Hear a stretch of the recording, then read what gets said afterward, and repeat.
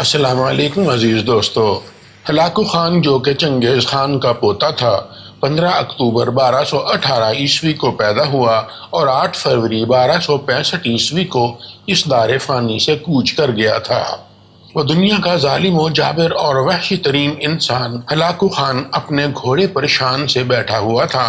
چاروں طرف تاتاری افواج کی صفیں کھڑی تھیں، سب سے آگے ہلاکو خان کا گھوڑا تھا۔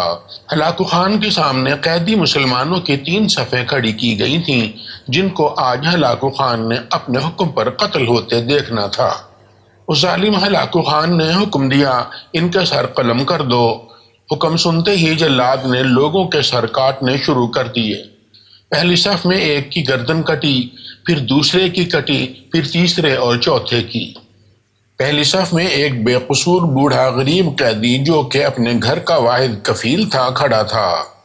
وہ موت کے ڈر کی وجہ سے دوسری صف میں چلا گیا۔ ہلاکو خان اس بوڑھے شخص کو دیکھ رہا تھا۔ پہلی صف کا مکمل صفایا ہو گیا۔ ہلاکو خان کی نظروں نے اس بوڑھے کو دیکھ لیا تھا کہ وہ موت کے خوف سے اپنی پہلی صف کو چھوڑ کر دوسری صف میں چلا گیا ہے۔ ہلاکو خان گھوڑے پر بیٹھا ہوا ہاتھ میں طاقتور گرز کو اچھال اچھال کر اس سے کھیل رہا تھا اور مسلمانوں کے قتل کا منظر دیکھ دیکھ کر اس کھیل سے لطف اندوز ہو رہا تھا۔ جلادوں نے دوسری صف پر تلوار کے وار کرنے شروع کر دیے۔ آن کی آن میں گردنیں گرنے لگیں۔ جلاد تلوار چلا رہے تھے اور خون کے فوارے اچھل اچھل کر زمین پر گر رہے تھے۔ اس بوڑھے شخص نے جب دیکھا کہ دوسری صف کے لوگوں کے بعد اب اس کی باری بہت جلد آنے والی ہے تو وہ بھاگ کر تیسری صف میں کھڑا ہو گیا۔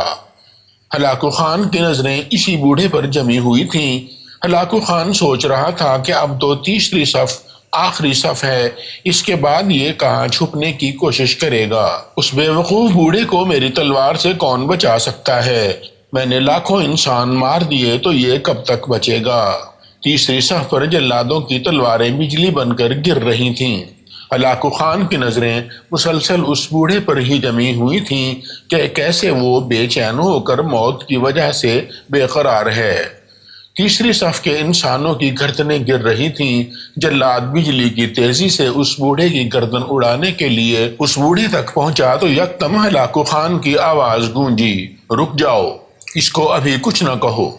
ہلاکو خان نے اس بوڑھے شخص کو مخاطب کر کے کہا، بابا بتا، پہلی صف سے تو دوسری صف میں بھاگ آیا، اب وہ ختم ہوئی تو تیسری صف میں بھاگ آیا۔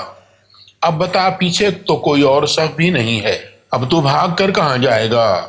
اب تجھے مجھ سے کون بچائے گا؟ اس بوڑھے نے آسمان کی طرف دیکھا اور کہا، میں نے پہلی صف کو اس لیے چھوڑا کہ شاید میں دوسری صف میں جاؤں اور بچ جاؤں، لیکن موت وہاں بھی آن پہنچی۔ پھر میں نے دوسری صف کو چھوڑ دیا کہ شاید تیسری میں بچ جاؤں۔ ہلاکو نے گرز کو ہاتھ میں اچھالتے ہوئے کہا، بابا کیسی خام خیالی ہے تیری، یہ کیسی بہکی بہکی باتیں کر رہا ہے تو؟ بھلا تجھے میری تلوار سے بھی کوئی بچا سکتا ہے؟ بوڑھے مسلمان نے زمین و آسمان کی ہر چیز کے مالک اس واحد لا شریک رب پر بے انتہا یقین کے ساتھ کہا، وہ اوپر والی ذات اگر چاہے تو کچھ بھی ہو سکتا ہے، اور اگر وہ چاہے تو مجھے تجھ سے بھی بچا سکتا ہے۔ کیسے بچا سکتا ہے؟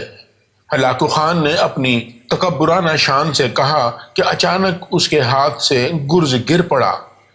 ہلاکو خان چابک دست، ہوشیار، جنگجو اور چالاک انسان تھا۔ وہ گھوڑے کے اوپر بیٹھے بیٹھے گرے ہوئے گرز کو اٹھانے کے لیے جھکا۔